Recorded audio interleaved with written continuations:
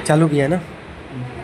तो देख अपन ने क्या पढ़ा सबसे पहले, प्रोग्रेशन ऑफ हार्ट फेलियर, उसमें देते तो स्ट्रोक वॉल्यूम मेंटेन था, ठीक है, पर लंग कंजेशन हो रहा था क्योंकि फीलिंग बढ़ रही थी, तो लंग कंजेशन पल्मोनरी एडिमा हो रहा था।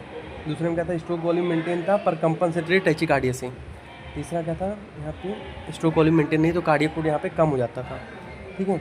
ये हम लोग अब हार्ट के दो टाइप है, सिस्टोलिक और डायस्टोलिक फेलियर।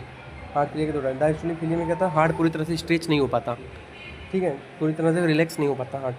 अब यहाँ पे दो हम लोग एक बायोमार्कर दिखता है बीएनपी करके होता है, वो बेसिकली अब होता है जब एट्रिया स्ट्रेच होती है, ठीक है, तो उसकी वजह से को रिलीज होता है तो सोडियम एक्सक्रीशन आता है यूरिन में और वेसल डायलिटेशन करता है और रास सिस्टम को भी एक्टिवेट करता है। तो इसीलिए कंपनसेटरी मैकेनिज्म होते हैं जो कि अर्ली स्टेज में दिखते हैं और रास सिस्टम तो जाके आगे थोड़ा लेट स्टेज में दिखता है अपने को, ठीक है। अब यहाँ पे तीन मैनेजमेंट देखेंगे तो मैनेजमेंट तीन हिसाब से, एक हाइपरटेंसिव हार्ट फेलियर, उसमें हम लोग एनटीजी का इन्फ्यूजन चलाते हैं, प्लस अगर पल्मोनरी एडिमा और बॉडी में स्वेलिंग है तो लजिक्स भी देते हैं।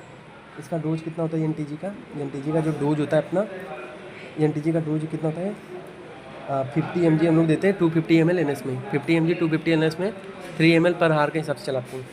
नॉर्मोटेंसिव हार्ट फेलियर में क्या है, या तो एनटीजी दे दें, अगर बीपी कम हो रही तो डोब्यूटामीन देंगे।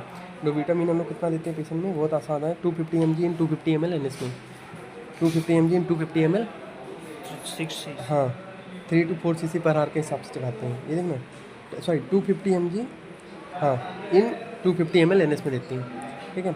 बाद में अगर हाइपोटेंसिव है तो यहाँ पे डोब्यूटामीन के साथ अपन डोपामिन भी दे सकते हैं, और डोपामिन का डोज कितना होता है 250 में 200 mg देंगे इन 50 cc।